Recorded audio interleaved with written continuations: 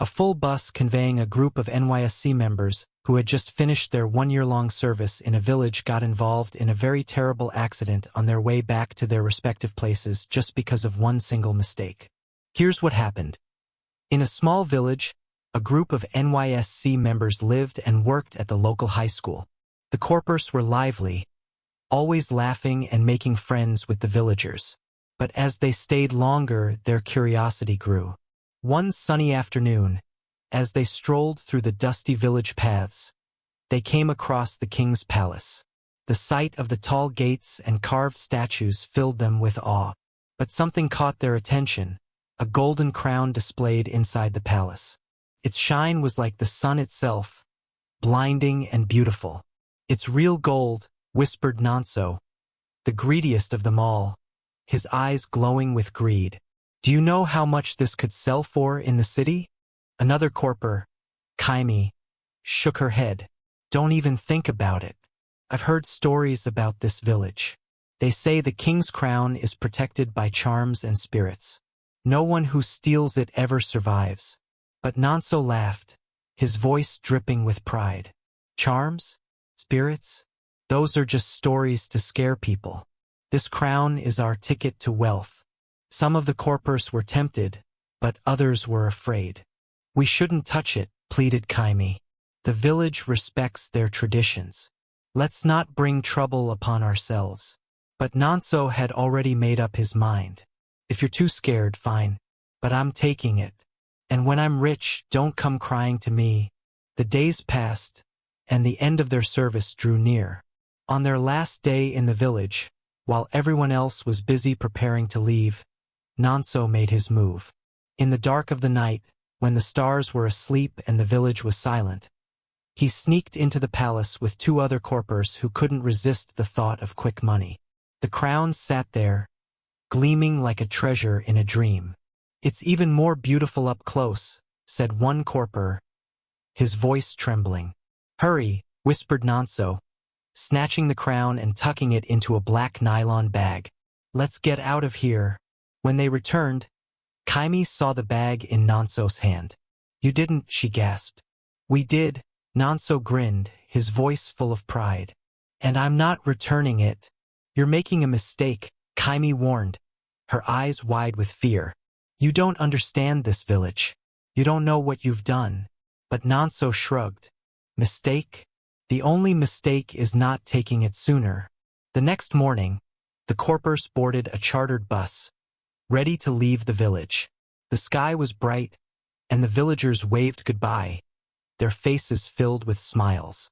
Kaimi and a few others prayed for protection at the start of the journey, but Nonso and his friends ignored them, laughing and taunting Kaimi, calling her Mommy Go. Nonso sat at the back, his bag tucked beneath his seat, and a smug grin spread across his face. He could already see the riches waiting for him in the city. But as the bus rumbled down the dusty road, the crown's golden glow remained hidden, a silent witness to the greed that had set their fate in motion. The bus rumbled down the bumpy road, carrying the Corpers away from the village. The morning sun shone brightly, casting long shadows of the bus on the dry red earth. Laughter and chatter filled the air as the Corpers joked about their time in the village. But Nonso sat at the back, quiet, his bag tightly clutched under his seat. The crown inside seemed to hum with a strange energy, though only Nonso could feel it. Suddenly, the bus jolted. It came to a halt with a loud, groaning sigh. The engine sputtered and died. "What's happening?" one of the Corpers asked, leaning out of the window. "The bus has spoiled," the driver muttered, climbing down to check. Sweat dripped from his forehead as he poked around the engine. Hours passed under the hot sun as the driver tinkered, grumbled, and cursed under his breath. Finally, the bus roared back to life. Relieved, the Corpers cheered as the journey continued. But soon after, a loud pop shattered their joy.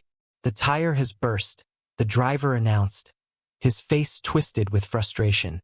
He walked quickly to replace it, muttering prayers under his breath. The Corpers were restless, fanning themselves with their hands as the heat bore down on them.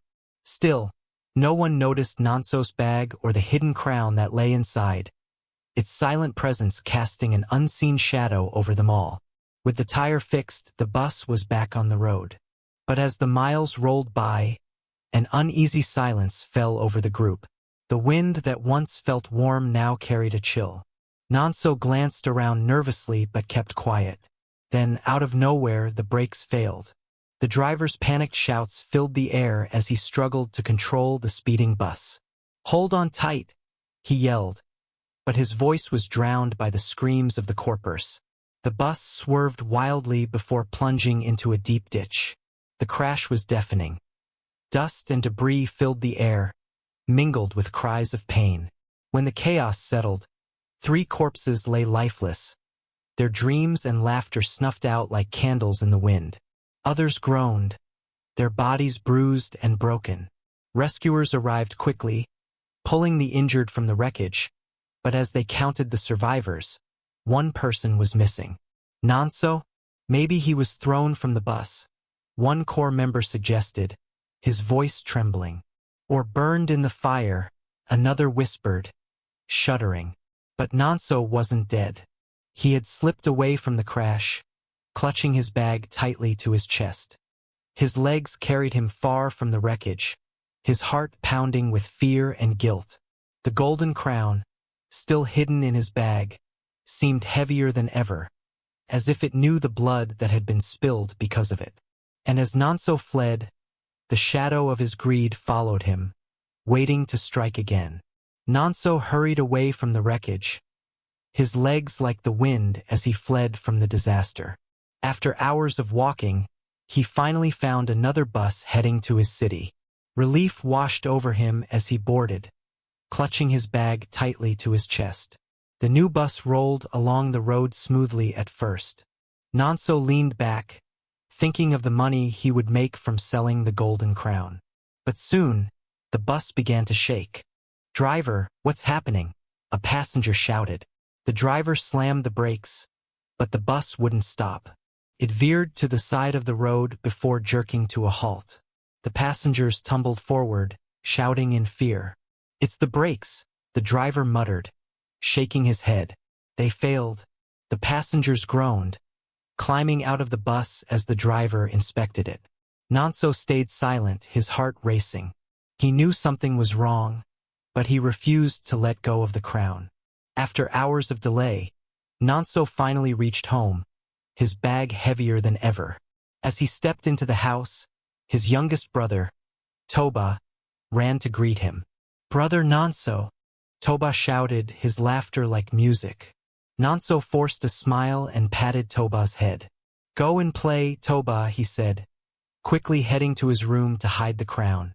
But misfortune had already crept into the house like a thief in the night. That evening, as Toba bathed, he slipped on the wet floor. His head struck a wooden shelf and he fell silent. By the time the family found him, it was too late. Toba was gone. The house was filled with wails of sorrow. Nonso sat quietly in a corner, his face pale, his hands trembling. He clutched his knees as guilt gnawed at his heart like a rat. As the night deepened, strange cries began to echo through the house. It was not the cries of mourning, but something darker. Ghostly whispers floated through the air, chilling the family to their bones. The wind howled like a wild beast, and the air grew heavy with fear. "What is happening?" Nonso's mother whispered, clutching her wrapper tightly around her shoulders.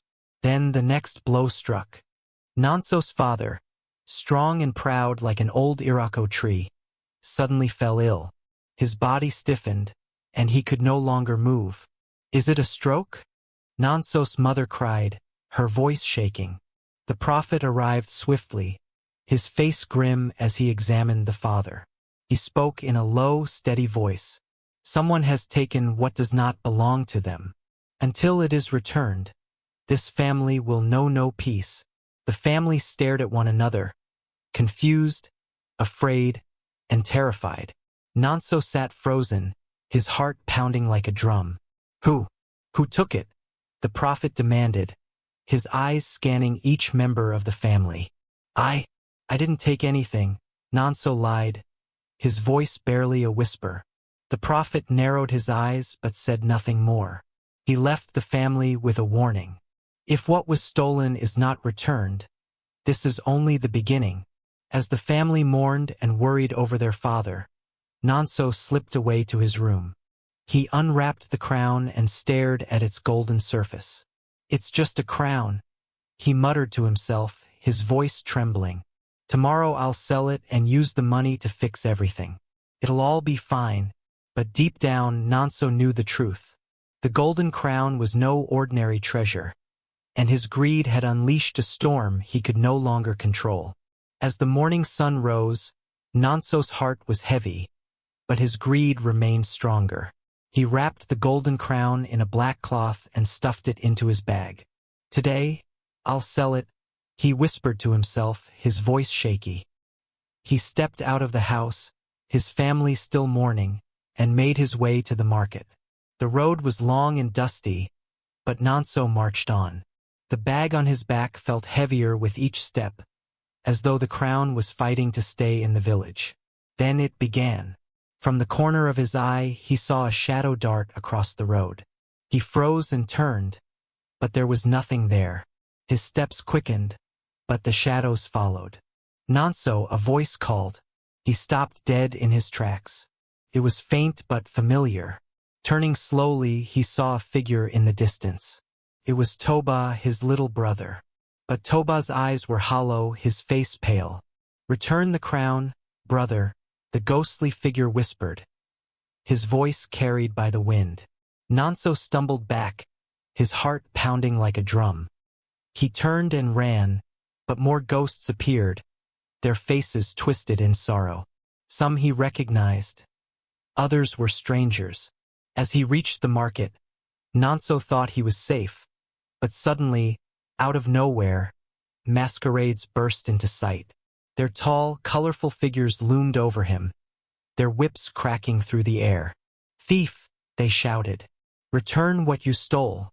The first whip struck his back, and Nonso screamed. Another lash and he fell to his knees. He begged, but the masquerades showed no mercy. "Please," he cried, "I'll return it." But no one else could see the masquerades. To the townspeople, Nonso was thrashing on the ground, screaming and shouting at invisible enemies. "Is he mad?" someone whispered. Nonso's voice rose above the noise of the market. "I stole the king's crown," he shouted, tears streaming down his face. "I stole it!" The crowd gasped. Whispers turned into murmurs, and murmurs became shouts. He stole from the village king. Nonso, still being flogged by the unseen masquerades, staggered to the prophet's hut. His cries filled the air as the masquerades followed, their whips cracking like thunder. Nonso burst into the prophet's house, falling to the floor. The room smelled of herbs and smoke, but to Nonso, it felt like a sanctuary. "Help me," he cried, clutching his bag tightly.